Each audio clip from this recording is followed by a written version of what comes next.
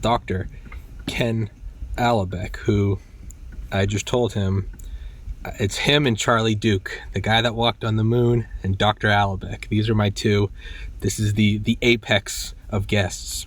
Dr. Alibek works for Locust Fermentation Solutions, but you have an insanely detailed past. And for everybody listening that is unaware, Dr. Alibek was plucked from doing well as a physician to work in the Soviet bioweapons program. You were the first deputy director of Biopreparat.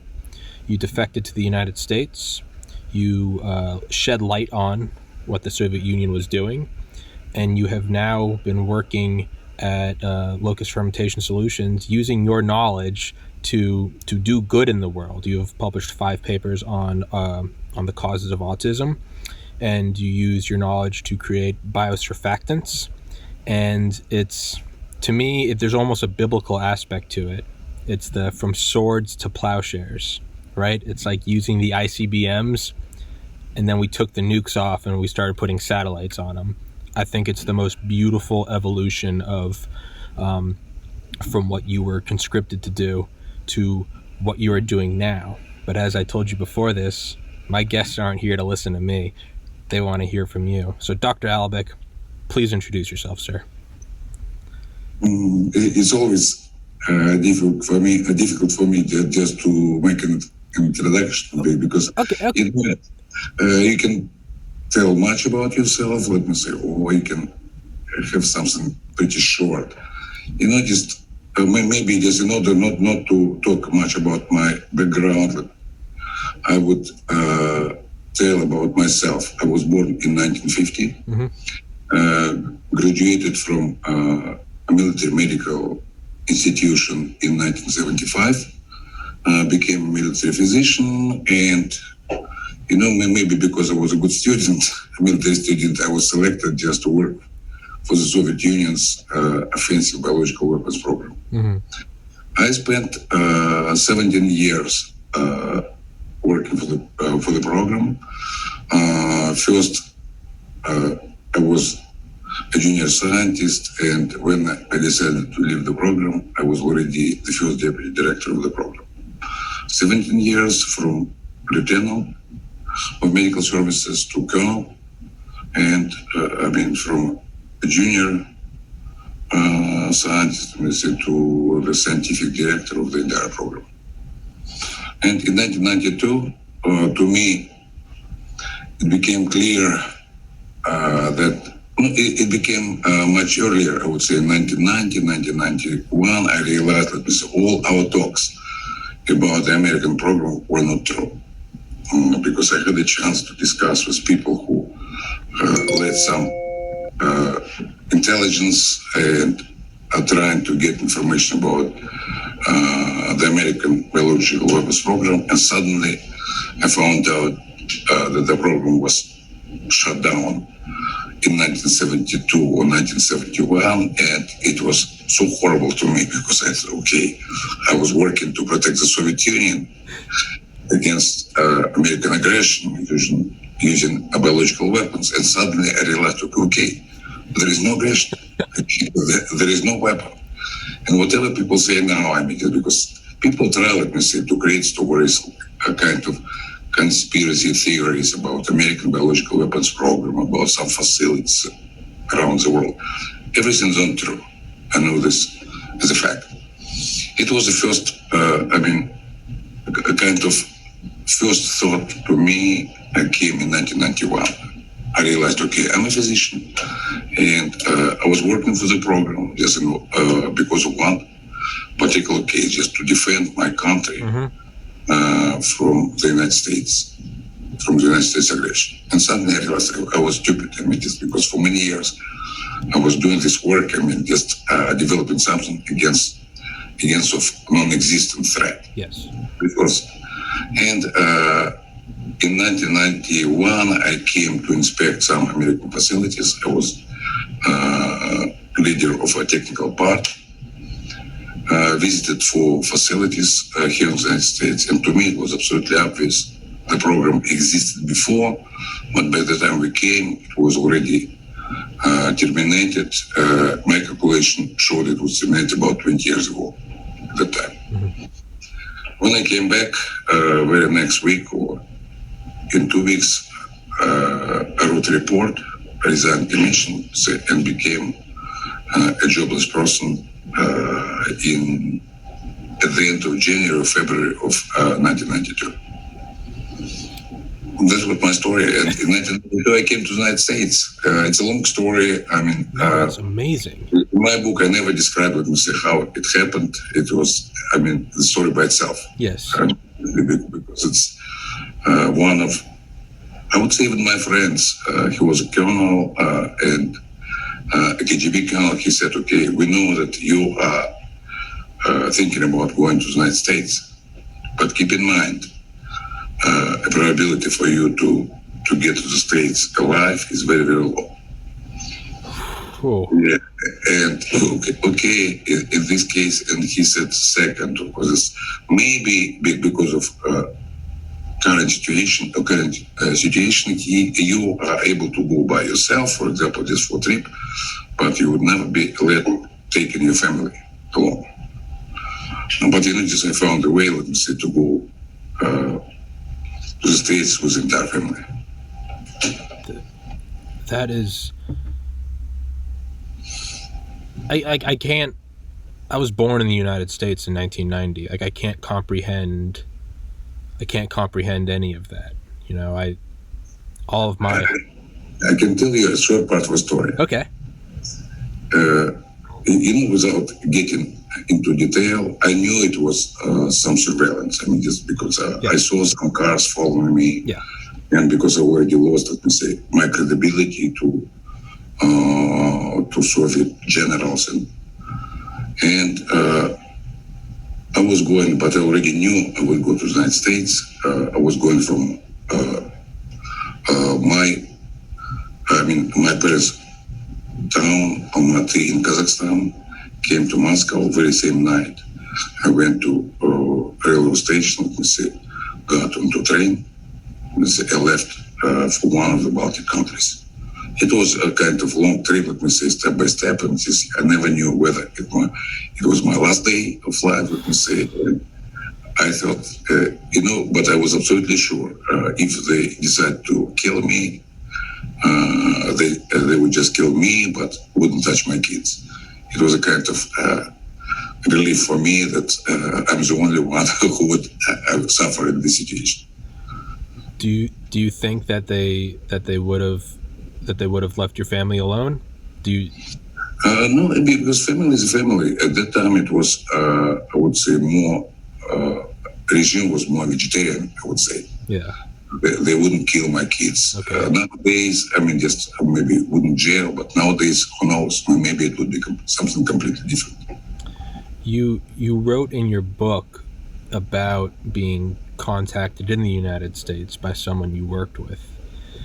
Were you ever worried about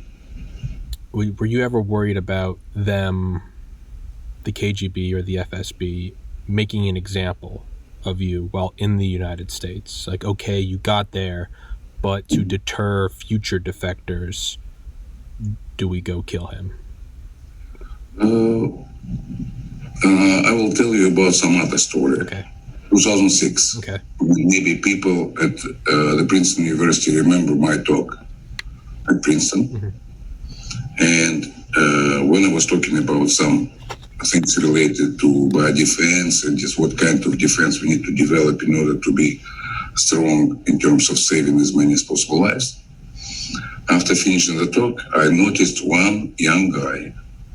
When I was leaving, he came over and said, okay, please keep in mind, we already told you that the more you talk, the fewer chances you have just to stay alive.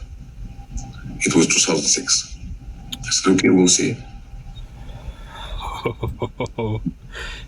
And this was just, to me, it was kind of shocking. Okay, the guy who participated in the talk at Princeton, listened to, amongst others, and just came and actually openly said, okay, you have a chance to be killed.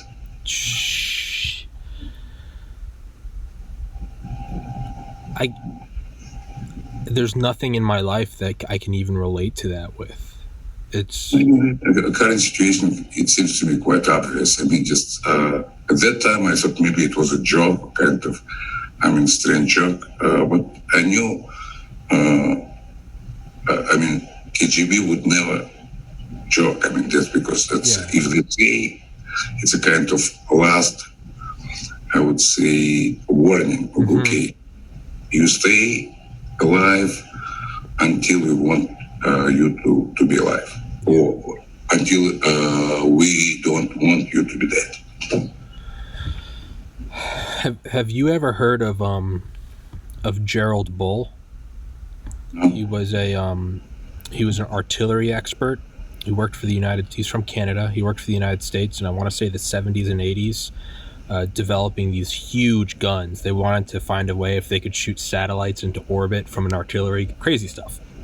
And but his specialty was in not necessarily designing new weapons, because if you're given enough research and development money, you can probably design anything. His specialty was in taking old artillery barrels and turning them into new weapons. To the United States, there's really not a lot of value to that. To a dictatorship that maybe doesn't have the newest weapons, there's a lot of value in that. Well, he was contacted by none other but the regime of Saddam Hussein, and they wanted him to build 2 guns, one pointing east and one pointing west. And Saddam wanted to be able to attack anyone within like 1,000 miles, including Israel, or maybe 2,000 miles. Gerald Bull said, yeah, okay, I want to build my gun. And he went over there. And so the Mossad was surveilling him. And the Mossad contacted him back in Canada. He was walking along on a road, maybe going for an evening walk. Van pulled up, opened the door, threw him in, and they went and brought him to a little office somewhere, I think Toronto maybe. And they sat him down, said who they are, showed him pictures. We know what you're working on. You're a direct threat to the state of Israel, to the nation state of Israel. Stop working on this now.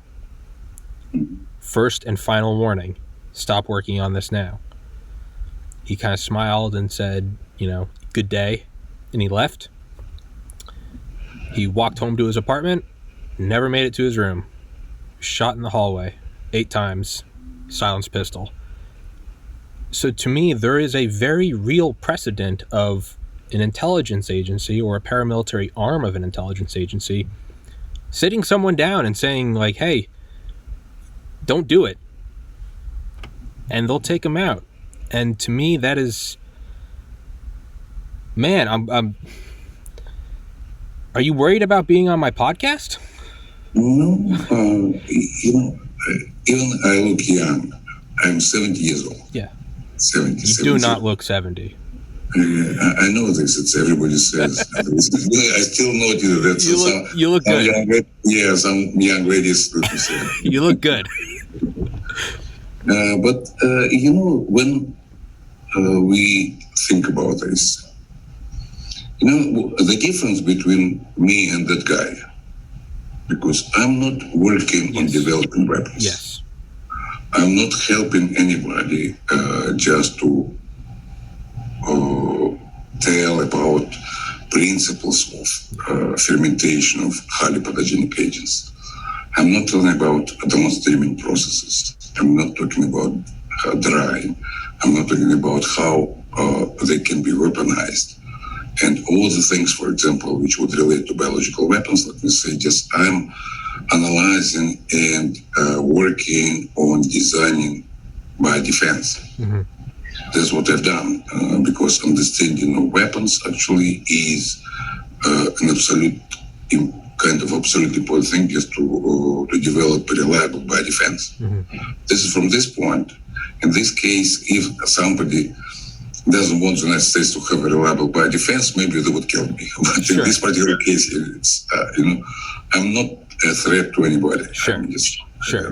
Maybe this is a difference, Yeah, no, that was, I realized in hindsight that wasn't the best analogy to draw. Gerald Bull was actively acting on building a weapon system, whereas you're finished with that, and you have been for 30 years. That's I guess I was trying to draw the analogy between someone coming up and verbally saying, "Hey, stop," and they will do it. It's that's a very important distinction. Is you just shedded light on it.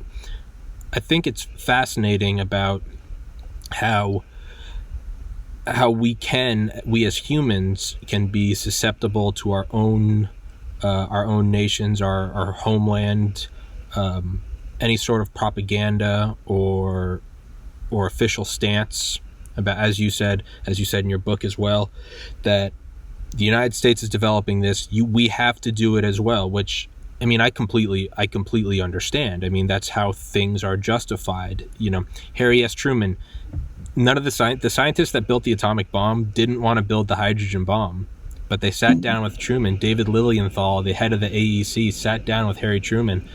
The length of their meeting was 7 minutes. He came in, they said, "Why should we not build it?" They said, "It's 1,000 times stronger than the bomb that we dropped on Hiroshima." Harry Truman said, "Can the Soviets build it?" And they said, "Yes." And Harry said, "Well, go ahead, build it." So we have that precedent in the United States, and I can say that as an American. We don't want a hydrogen bomb, but if the Soviets have it, we have to build one. And the reality, the Soviets were 5 years behind. I mean, it makes sense. Well, they finally built it. Yeah, they did. In 1956, yeah. It seems to me it was 1956, they tested 50 megaton hydrogen bomb. Yeah. Oh, yeah, no. Yeah, they did build it. But the precedent was they're going to, so we have to. It's an evil thing. That's what I think Enrico Fermi used to call it. He said it's an evil thing, the hydrogen bomb. It's too big. But, the Soviets detonated Joe 1 in 1949, and America said, "Oh, we got to top them." So you can see, I mean, we brought back scientists in Operation Paperclip. Everyone knows about those for the rocket program, but we also brought back biological scientists and chemical scientists. I think it was tabin nerve gas. Was that the right word? Yeah. And we stockpiled millions of tons of it. And the only reason we stopped is because someone discovered sarin gas, and we started doing that. And then we stopped because someone discovered VX. We were doing all of this too because, that's why we brought back the physicians from Unit 731 in Japan. We have to have this information so the Soviets don't. So you can see where that has happened here, where maybe they weren't doing a program, maybe they were, but you can see that sort of, those blinder vision. You got to do it because if you don't, they are. Well, if we keep playing that game, we're all going to keep developing these weapons because the ends justify the means. But like yourself, you eventually saw, you were like, hold on, they're not developing this. And that's what you saw. Yeah, but at the same time, it was in 1992. Yeah. Now, as far as I know, I don't watch TV neither. I mean, either Russian or American, because I'm always doing some work. But a couple of times I heard about some talks, and when in Russia some people say, okay, we need to continue developing biological weapons because Americans built a number of biological facilities around our borders. Yeah. Yes, in order to develop biological weapons or to collect some samples of biological material in order to find some weapon against Russians. I said, okay, the level of stupidity of the people who are talking about this is just unbelievable. Who would do biological weapon development just next to the border of the Soviet Union, Russia? Yeah. The level is, in this case, because it's a propaganda, let me say, just it's somebody's coming, for example, to Putin saying, okay, we know there are 5 or 7 facilities. One is in Kazakhstan, another one in Ukraine, and just all biological. This collect samples of Russian genes, and they're planning to develop biological weapons against us. And that's what's happening now. And when an idea was just to build something of this type, reference labs, I said, guys, don't do this, because Russia would use it as a propaganda against the United States. Yeah. Yeah. They didn't listen to it. And now we have what we have. It's a problem. Oh, no. And it's, that's kind of an endless justification, right? It's, who was it? Now they say, okay, why shouldn't we develop something of this type if we see 5, 7, 8 facilities very next to our borders? Yeah. Even though some people know they are not biological weapons facilities, reference facilities, it's something different. Yeah. And people who are working there are locals. Yeah. But in any case, for propaganda purposes, let me say, it works perfectly well. Yeah. No, it works beautifully well. To me, that's the terror of biological weapons is sure, global thermonuclear war is horrifying, right? Everyone dead, thermonuclear winter, radiated wastelands. It's terrible. But in a weird way, it could almost be curbed, right? If there was an accidental launch, you might have a tit for tat, but theoretically, they could turn it off before it escalated to an all-out war of attrition. Nobody survives. The Earth is uninhabitable. Man, with a bioweapon, you can't turn it off. It's we have COVID right now, but there's a high survival rate. If you were mixing Ebola or Marburg with smallpox and influenza, if that got out, I mean, that's just going to propagate within each human body. That's the end of life as we know it. But you know what's interesting was it's great you told about COVID-19. It's interesting. COVID-19. To me, it's absolutely natural. Natural from standpoint. Nobody wanted to release it on purpose. Whether it was released from a lab, let me say, in Wuhan, let me say, or it was market. Of course, there is some suspicion it was actually the strain accidentally released from the lab. But this is no more than our assumption. Mm-hmm. But at the same time, you can take a look and see that biological weapons, they are, I would say, tunable weapons. They can tune them, let me say, making them, let me say, absolutely horrible, let me say, with a huge number of deaths. Okay. And killing millions within days and creating a huge chaos. And you can have something like COVID. And people say, okay, 3%, is it big or small? No, guys, it's very big. It's really big from a different point. Just even the mortality rate is 3%. In many cases, it depends not on the mortality rate, it depends how many people are infected, how many people are diseased, and how many of them would get into a severe state, and how many of them would die. And it would depend on some characteristics of the pathogen, in this case, the virus. And the virus, let me say, is having, let me say, very high reproduction rate, or we call it contagiousness index. Just if you take a look, we do everything possible. We have masks, we have social distancing, let me say, we try to develop vaccines. And even with vaccines, we see and we discuss whether the virus would mutate such a way that, for example, we'll start getting a new COVID, already different. In this case, you can imagine, we have a little bit more than a year.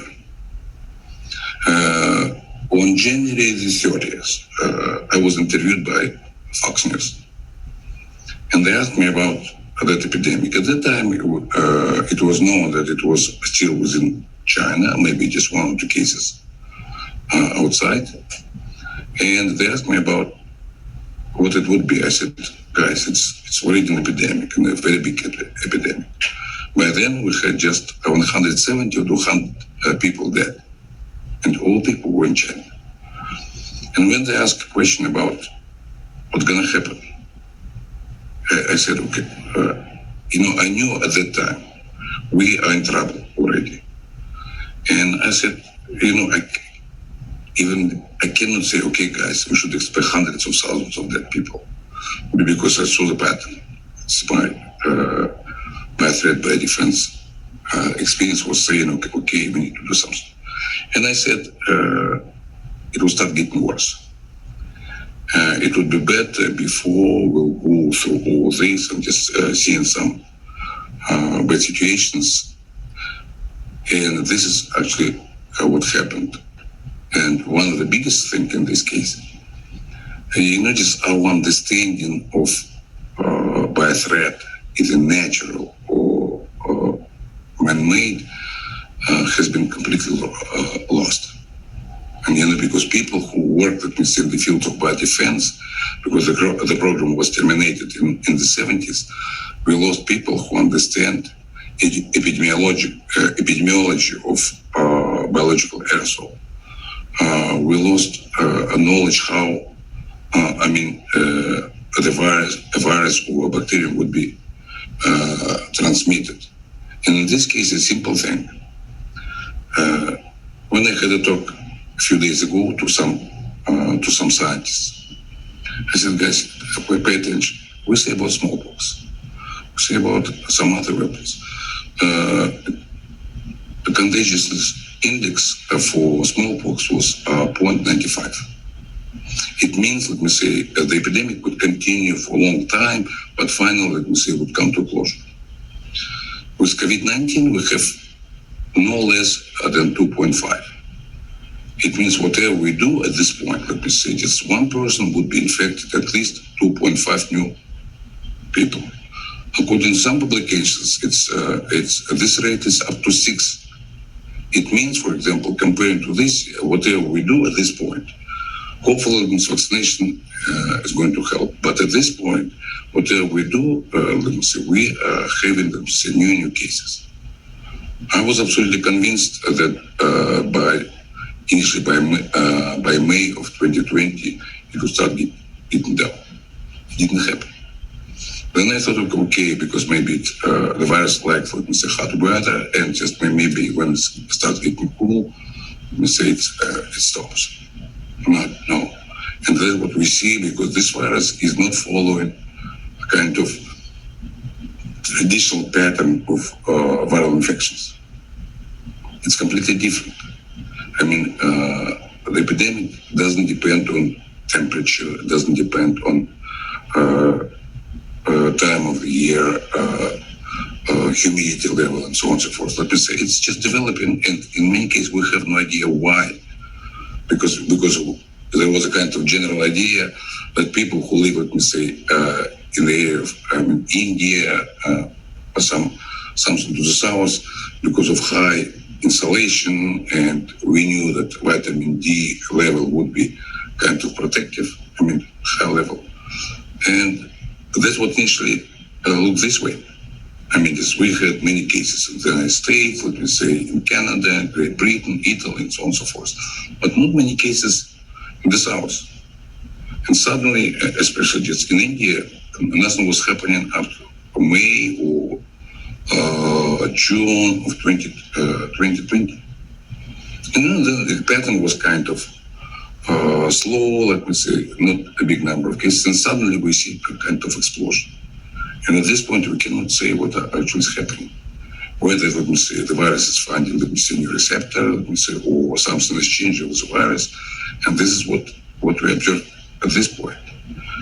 And we don't know whether our vaccines will be protective. Definitely, they will protect up to a certain point. But just we always need to remember that, for example, at some point when we were developing a vaccine against flu, we thought, okay, this vaccine would be really helpful to protect people from this infection. And according to some scientific publications, just to be absolutely truthful, protection rate is about 4%. 4? 4. This is what, and I'm not creating the story, let me say, it's scientific publication. Mm-hmm. Maybe there is one more thing we definitely can say, but maybe severity of infection when people are vaccinated wouldn't be so high. But in any case, for flu, there is no, a vaccine we can rely on. The question is, okay, guys, can we rely on card vaccines? we hope they would work. But what we lost because it's biodefense, knowledge established already in the 50s in some forms. Scientists had some knowledge of how to, analyze a possible threat. What would need to be done, let me say, to reduce a number of casualties. Not just masks, not just because masks were, people knew about masks 500 years ago. Yeah. People knew about social distancing 700 years ago. Yeah. We knew about vaccinations 200 years ago. Yeah. We had masks and social distancing during the Spanish flu. Just it was required to have social distancing and masks, but we had 50 million people dead. Yeah. Okay, in this case, should we wait for this number of people being to be dead? Because for scientists, it's known that there are some other ways to protect. And this is what we need to do, because this is a biodefense. Biodefense should work nowadays, you can see, to develop some scientifically proven methods, and they are known. This is, to me, it's so strange. They are known. The first study just to protect against viral infections was done here in the United States in 1983 with great results. Really? Yeah. I didn't know that.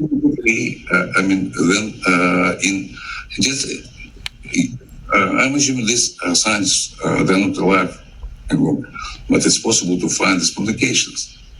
What they did, they used just some recently discovered at that time interferon, and they developed intranasal application, and they had great protection against a number of different viruses. And then it was done in Australia, supporting, getting same results. Then it was done in many other countries. This study was actually proven last year in Great Britain. They used, let me say, a little bit different approach, but this is known.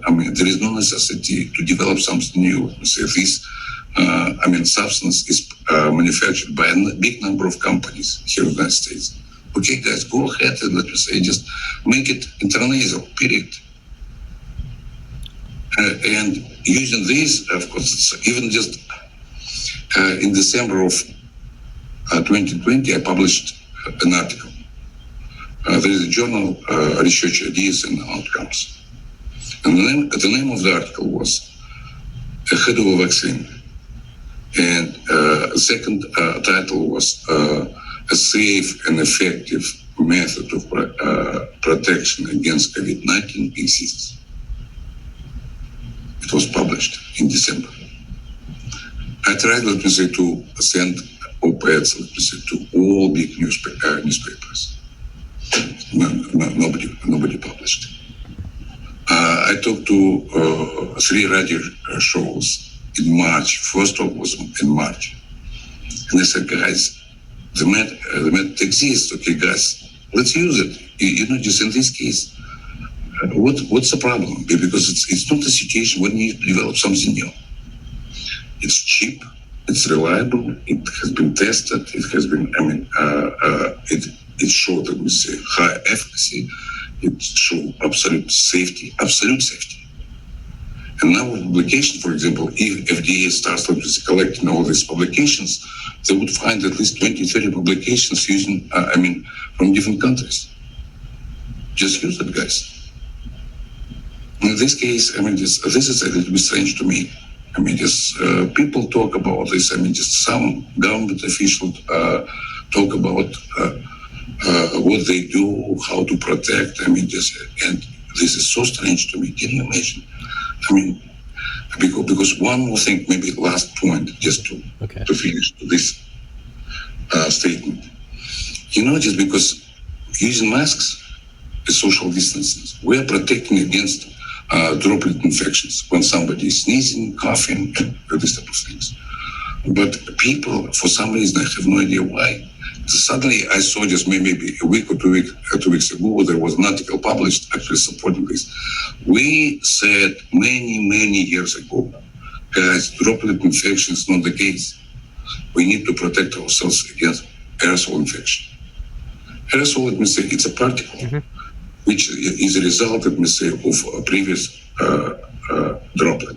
Because when somebody is sneezing, for example, this bigger particle, let me say, is getting evaporated, let me say, become a small 1-2 micron or even smaller size, and stays in the air, let me say, for hours. Okay. When somebody is coming, let me say, to a certain space, being absolutely sure that nobody's around, takes off a mask, let's say, gets his or her infection, let me say, and goes away. In this case, it's hard to say, but in our calculation, it was just, when we talk about this, a big number of people who are getting infected during an epidemic would get infected by aerosols, or not by droplets. And the range, I mean, the kind of, I would say, ratio between aerosol infections and droplet infections would be maybe 8-2 or 9-1. In this case, I mean, focusing, for example, on some disinfecting measures, kind of current infection, would give us much better results than wearing masks, for example, which actually are not protective in many situations. This is the case.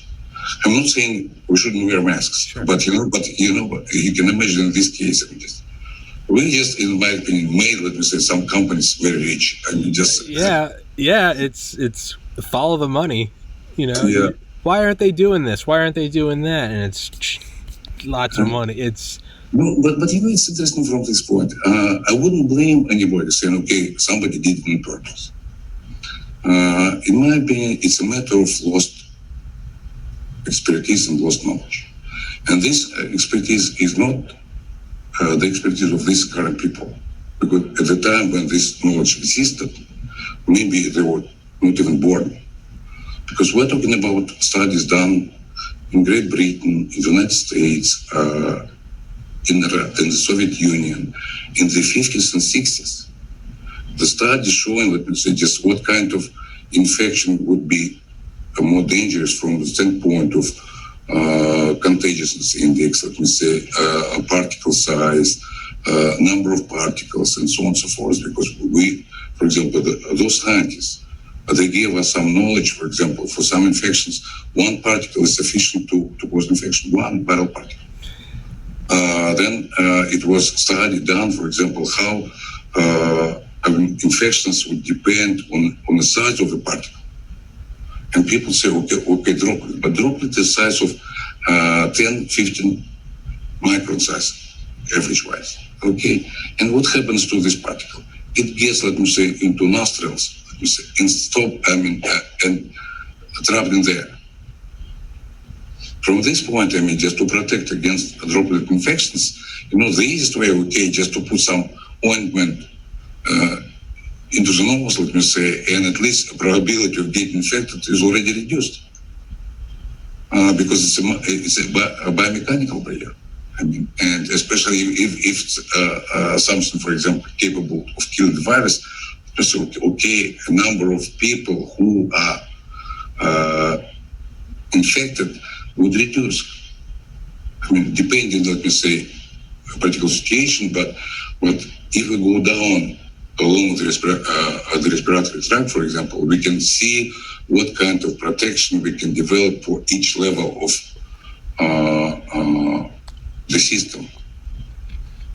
Breathing system. This is the case. In this case, and it's not because people just don't pay attention. There is innate immunity and there is adaptive immunity. Innate immunity doesn't care what kind of virus or bacterium is getting into the body. They are fighting any virus. Mm-hmm. In this case, some people say, okay, why young people wouldn't get infected? Because they have, let me say, a more powerful immune system. They have a faster response, let me say, to the invader. And the virus is being killed, let me say, at the early stage of invasion. The immune system is acting very fast. It's producing some mediators of immune response, specifically, we call them interferons. And the virus is killed. why, for example, older people get infected, diseased, and die in bigger numbers? Because their immune system, let me say, is not so sophisticated. Because it's getting old. We call this immunosenescence. And in this case, just using this type of application, we are saving lives.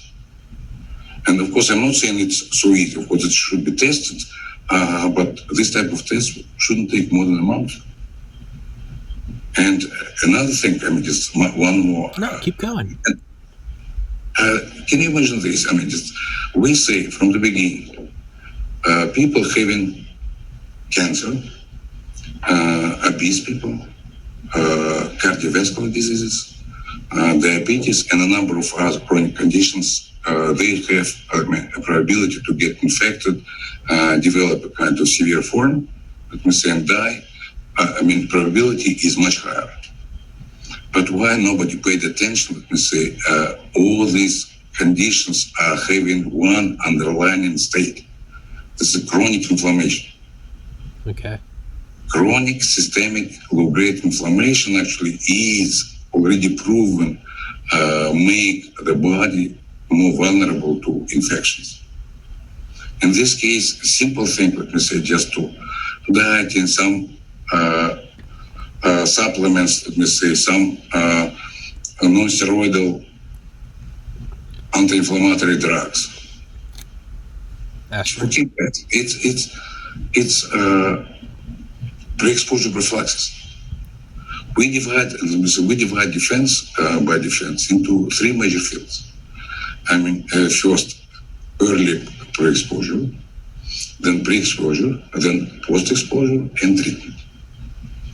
And early pre-exposure, let me say, to create, condition for a certain person to be better prepared, just using different methods.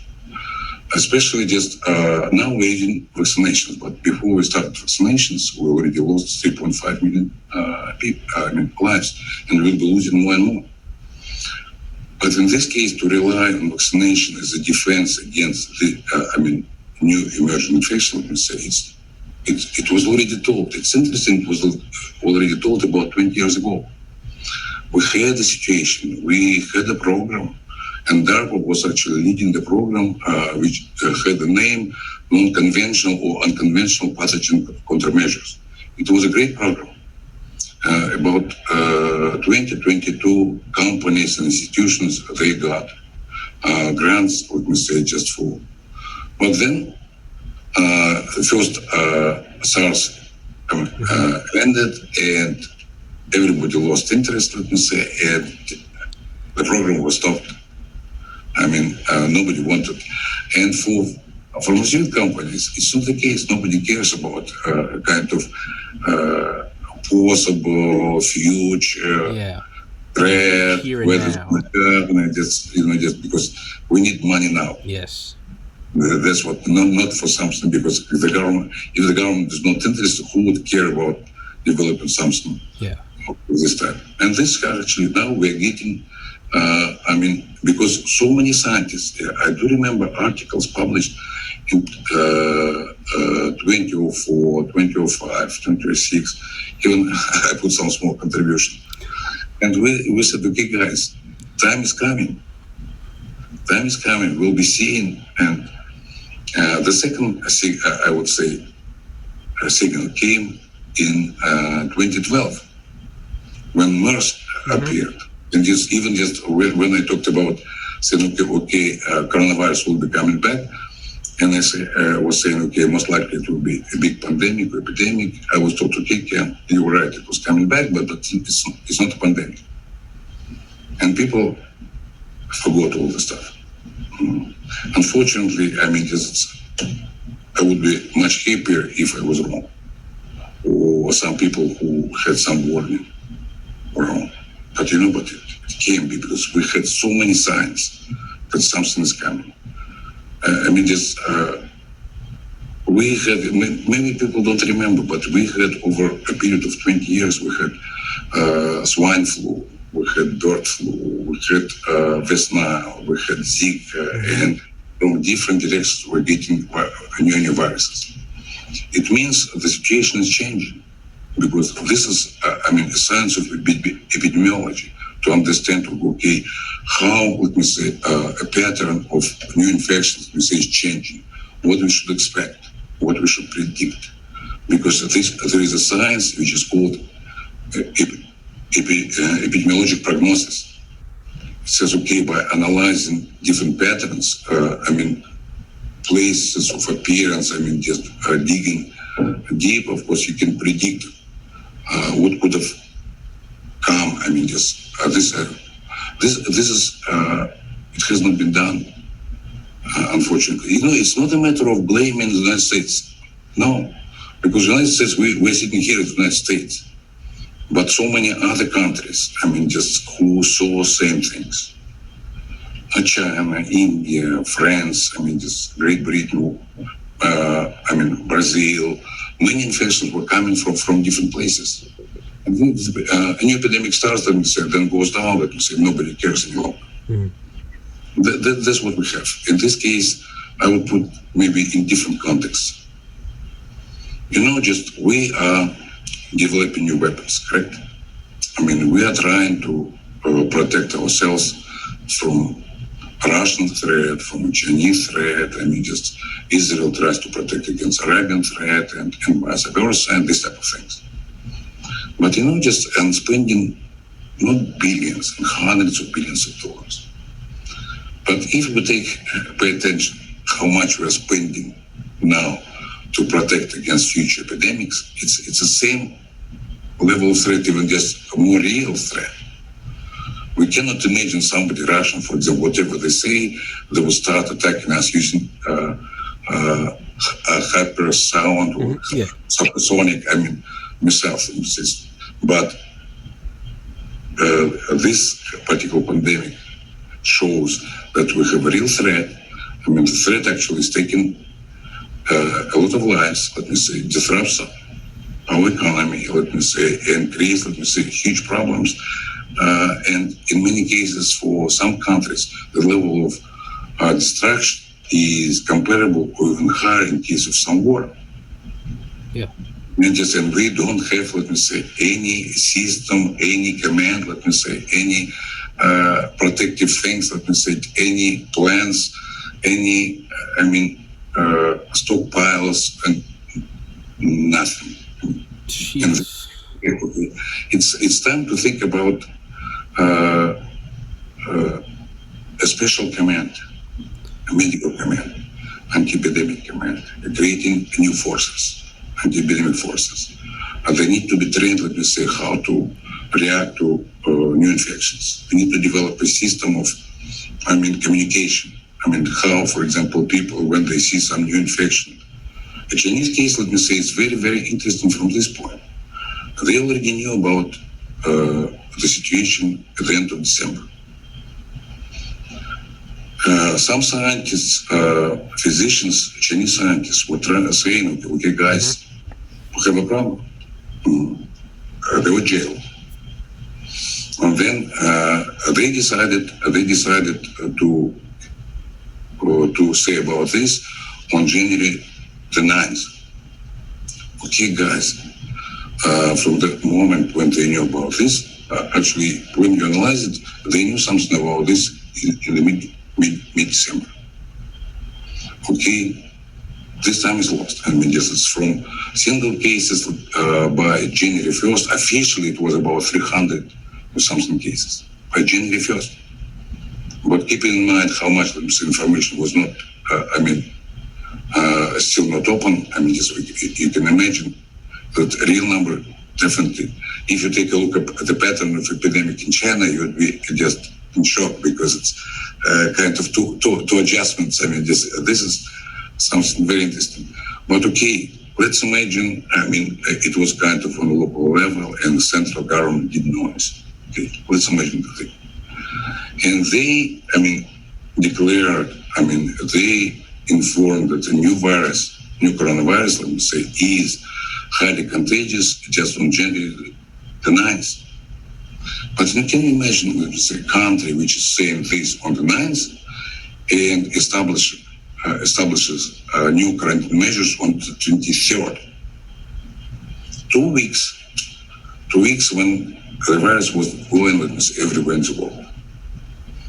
And WHO at this point, I'm not blaming anybody. It's just epidemiology. Sure.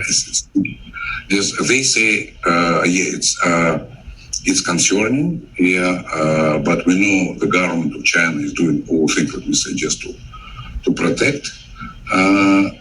But they say there is no necessity to stop flights from China. Okay, guys, it's already outside. It's highly contagious, let me say. And you say, okay, no, because it should be a national emergency.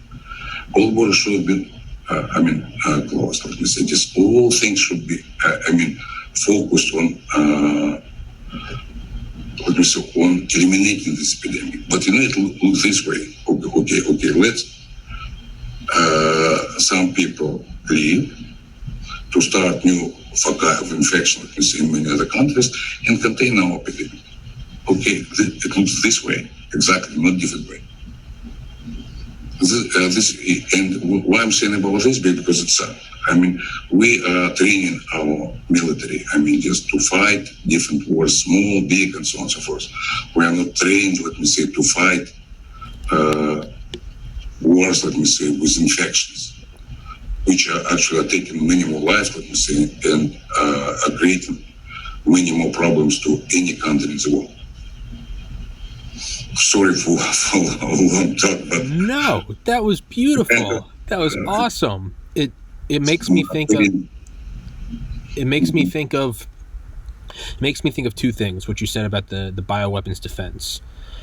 It makes me think of the Sputnik moment when the USSR put Sputnik up in space, and if they can put a beeping satellite up, that means they can put up a nuclear bomb. We have Eisenhower, who kind of brushes it off. LBJ wants to capitalize on it, says we need to start the space race. And then we also have right when Reagan, not right when he took into office, but I believe the first time he visited NORAD in Cheyenne Mountain, he went in and they were showing what would happen during an all-out nuclear attack, and they put up on the screens, they go, oh, these warheads would come over the North Pole, they'd come over the, Reagan's like, okay, how do we stop it? And they look at him and they go, we can't. We'll get you and your family to this bunker, but everyone in the United States is going to die. And Reagan couldn't wrap his head around the fact that despite all of our efforts, and despite the mighty United States, we had nothing in place to actually stop. The only thing we used to stop was deterrence, mutually assured destruction. If you pull the trigger, I pull the trigger. But no actual mechanism to stop it, which is why he brought up SDI, the Strategic Defense Initiative. He wanted to build a whole program. It makes me think that that's what we have, right? We have aircraft carriers, we have fighter jets, hypersonic missiles, satellites, but nothing to stop a bioweapon attack. Well, even not just bioweapons. Because nowadays it's hard for me to imagine, for example, either China or Russia would attack the United States using biological weapons. But some natural infections, natural epidemics, sure, they are resembling biological attacks in many ways. Sure, that's what I meant. Not necessarily a bioweapon; it might be natural. Yeah, but there is another point. Maybe we need to pay attention to a very important point. People didn't pay attention when the epidemic started. It looks like people forgotten that one of the aircraft carriers, let me say, just became, let me say, non-functional because of COVID. Yep. Guys, and you cannot fight because you have 400 infected people. Just think about this. Yeah, they brought the carrier back to port. They couldn't use it. Yeah, that's just as soon as we have this situation, let me say, it's a matter of incapacitation. In this case, but at the same time,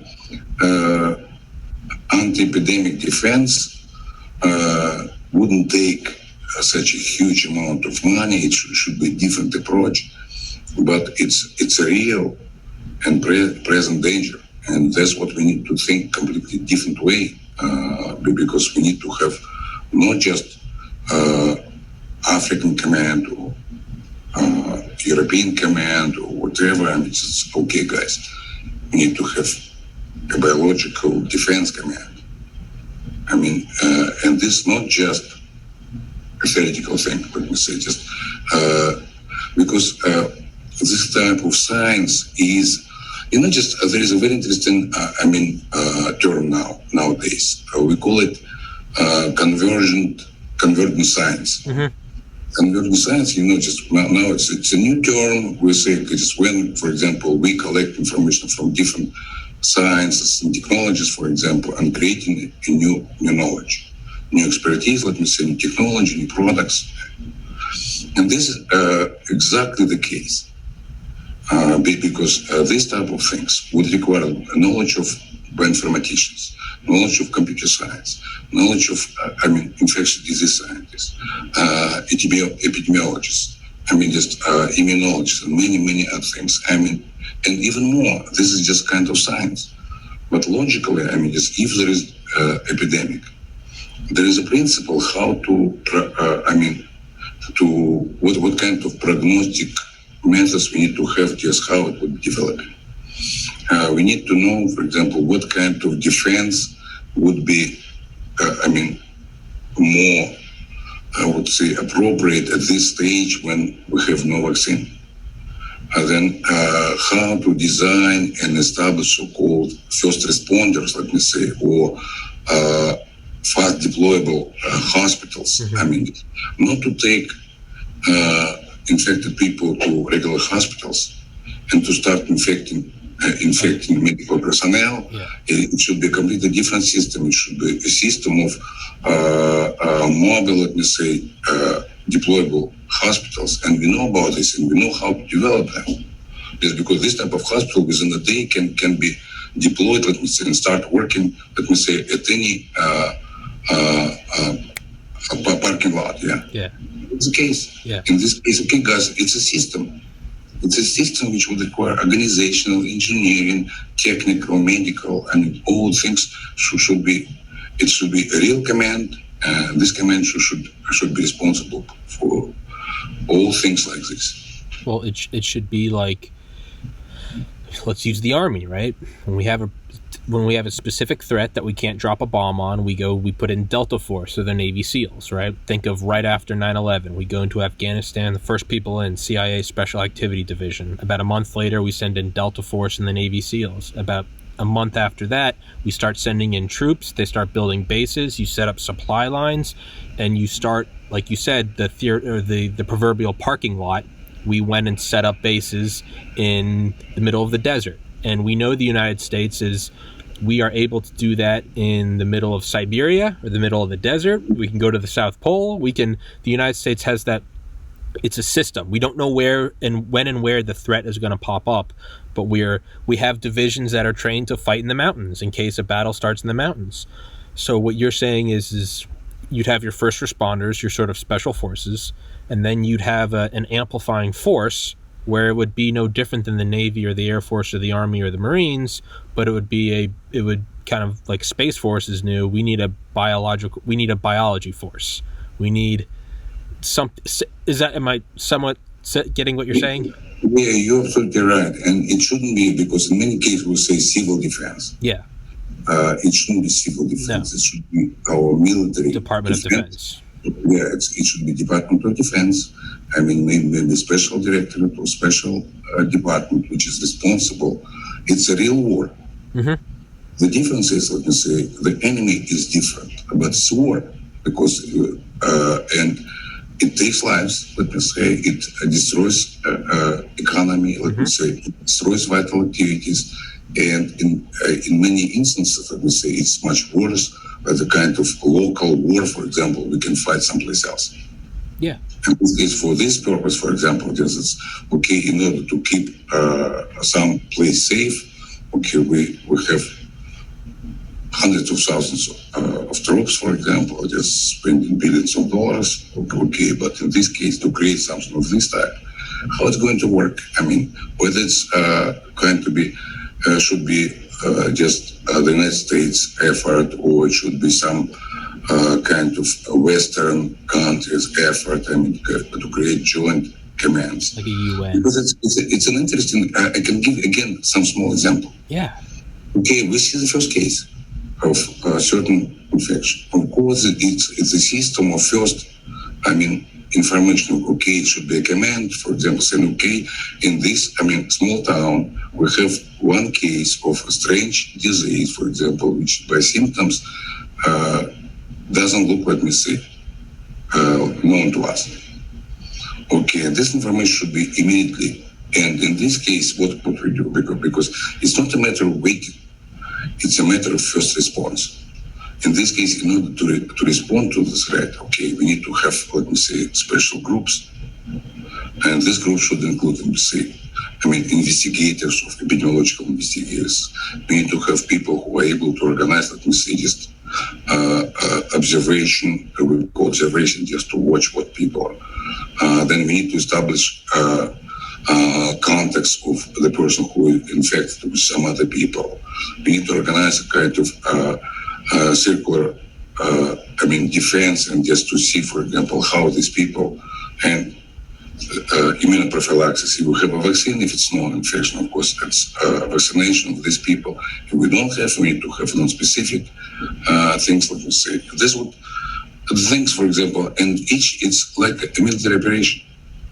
If you see an enemy someplace and just you suspect it could become, let me say, a big problem to the country or to allies, for example, you need to develop something of this type. Because when a big number of people are coming from one place, for example, just who are already infected, they come, let me say, to different cities of the United States, different cities in Europe, for example.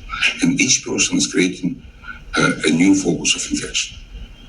In this case, and we are sitting and waiting for them and looking what's going to happen.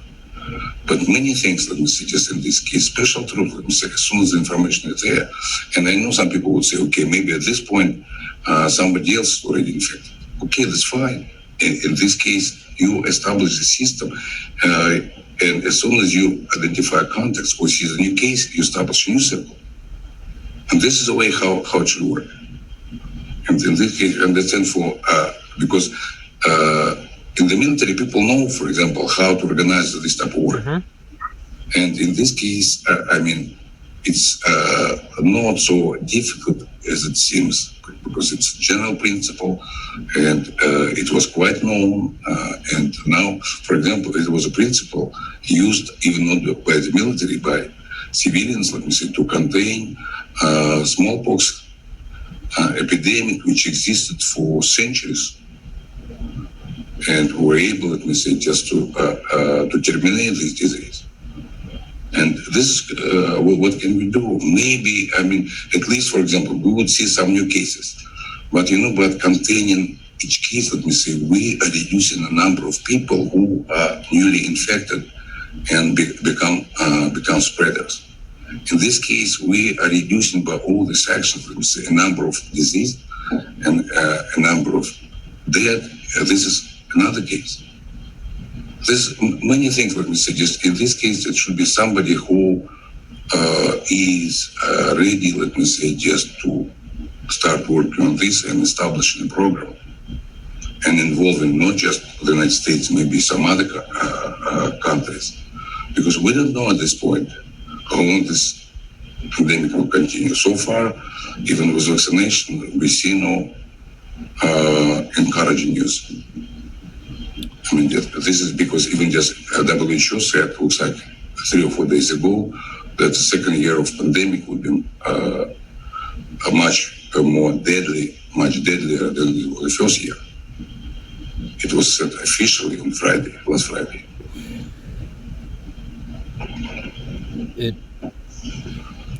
So this new special department of the defense, it will be headed up by Dr. Ken Alibek. General Alibek. No. Yep. 4 stars. No. To me, just I would be happy just to do some consulting. Sure. even for free. I mean, because I know my company wouldn't be happy if just someplace else. To me, because what I do, let me say, treating some kids with autism, I mean, because I'm having about 1,000 kids from all over the world. Mm-hmm. In this case, I mean, just because I do this for free. Yeah. Because it's like my medical duty, and just try, let me say, to suppress something I've done many years ago. Yeah. Okay. Maybe not General Alibek. Yeah. I know you published autism papers. You do telemedicine. Could you and I schedule a second episode to talk about your work on autism? Definitely would be happy, and not just happy because, I would ask people just to take it seriously. Yeah. I know how to treat autism. Yeah. Yeah. Let me repeat again. I know how to treat autism, and I have great results of treating the kids. Let's do it. I would be. In this case, I'm ready to discuss this with anybody in the world. I mean, just from all scientists. Discuss it with me. No, I mean, just I'm ready to have an argument. I'm ready to talk to people who are running different foundations, autism, people who are working on autism, let's say at NIH, people are talking about genetics. Because let me say the final word. We spend $80 billion each year, just for autism. To treat a child having autism, it would cost about $200 per month. That's the case, and it's stoppable. And we know, for example, what needs to be done, let me say, to a young lady who are going to get married, because analysis is quite obvious. Mm-hmm. How we need to look at a woman who is pregnant now, and just what kind of signs would tell in the future why autism would develop. Let me say, just when people say vaccinations or metals, I would explain this, and even more. Just every night, starting at 9 o'clock till midnight, I'm doing my consultation, let me say, to parents from all over the world. Same things I'm doing from 8 to 9 again. Saturday, Sunday, early morning to noontime. 8 o'clock at night to midnight on Saturday, same on Saturdays. That's why it's hundreds and hundreds and hundreds of kids. That's beautiful. The line is huge. Just today I got a letter, from a group of mothers, 198 mothers. I'm begging, just to accept for treatment. Not for treatment, for consulting, because I'm not treating them. I'm saying, okay, you need to do this way. But the biggest problem to me, just to finish, all my attempts to create groups of physicians, just to train them, they failed because they start listening, getting information, and in 2-3 weeks, they're leaving. And I couldn't understand first. And I talked to some very known medical administrator from Metro Health, and he said, Ken, just count how many disciplines a person should know, to understand autism. And he enumerated about, I don't remember how many, 14. And it doesn't mean, for example, somebody needs to know them in great detail, but a person should understand, some specific things which would relate to autism in immunology, in allergology, in genetics, in inflammation and infections, and so on and so forth. Just this knowledge. Remember what I talked about convergent science. Mm-hmm. Exactly the case. Okay. And as soon as people understand these messages, everything becomes absolutely obvious and clear. I would be honored to do an episode with you to talk about autism. I would be honored if as many as possible people, physicians, medical officials would hear about this. Well, I will. And I'd be absolutely happy to tell, because to me, it's not a matter of fame. Yeah. It's a matter of, because my daughter is autistic. Yes, I spent 12 years trying to understand how to treat her. Yeah. By the time when I started treating her, she became absolutely aggressive. I mean, because it's one of the things.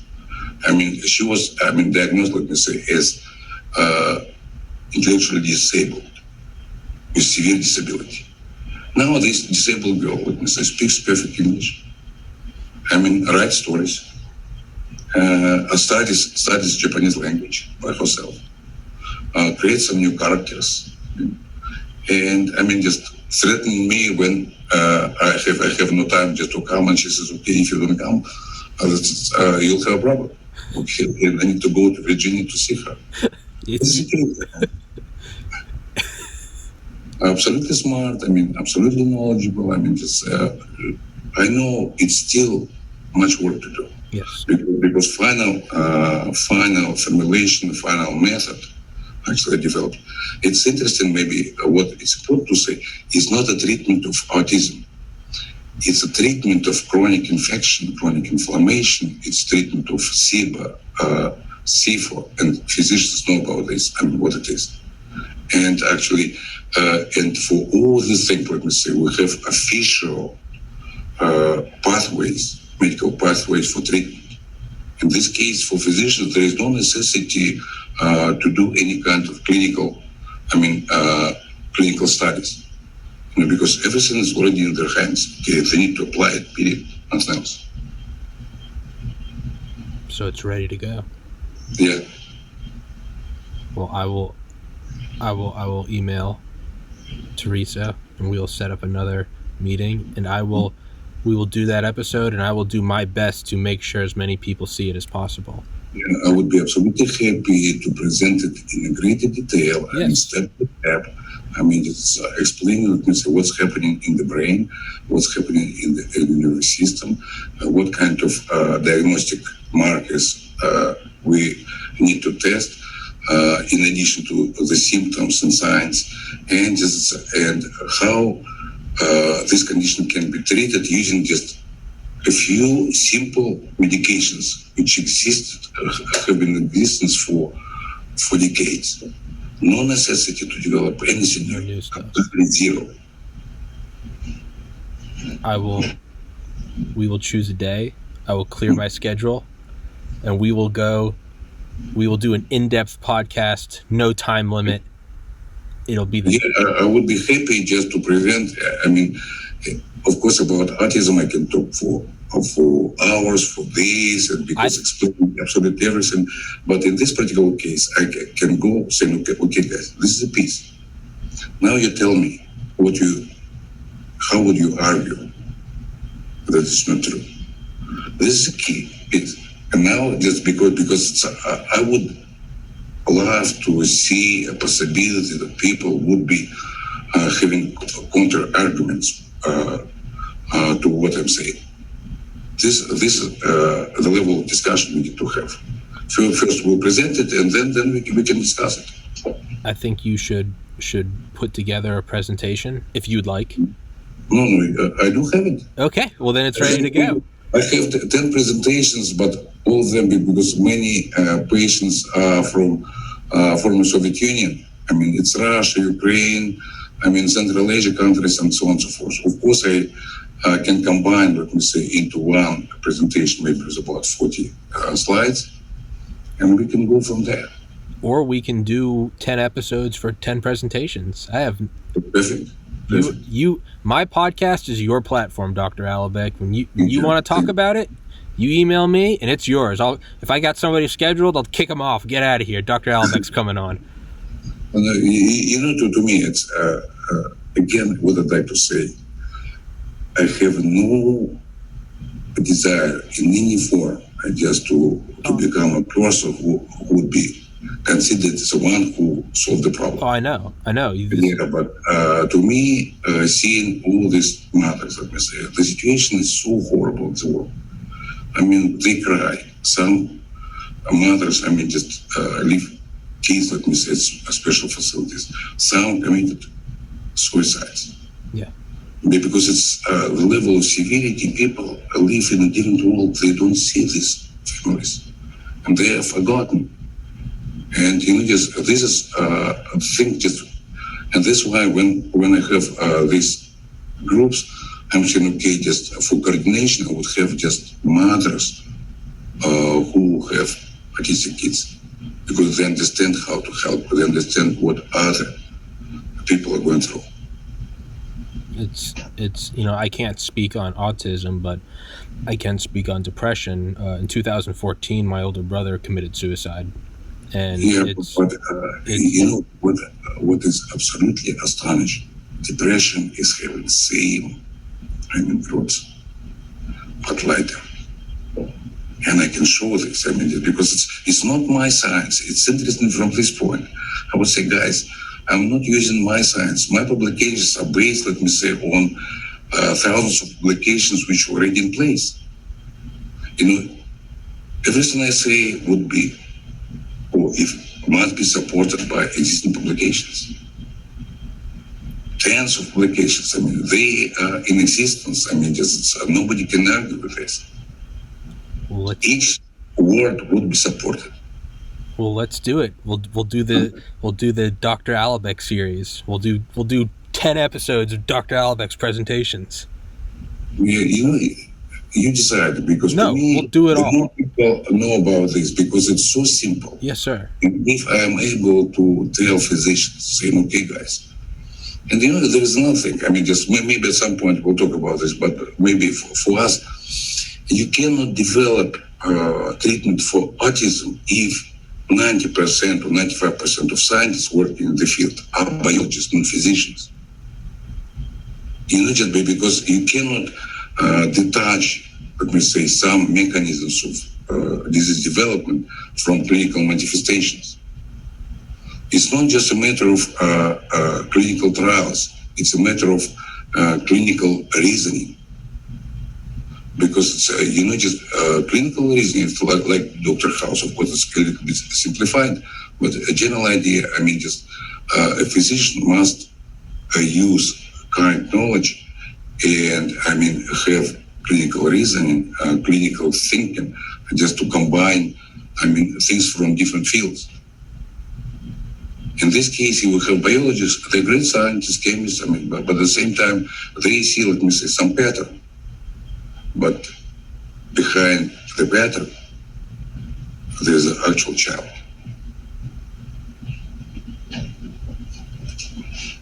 Until next time, that's where we will pick up.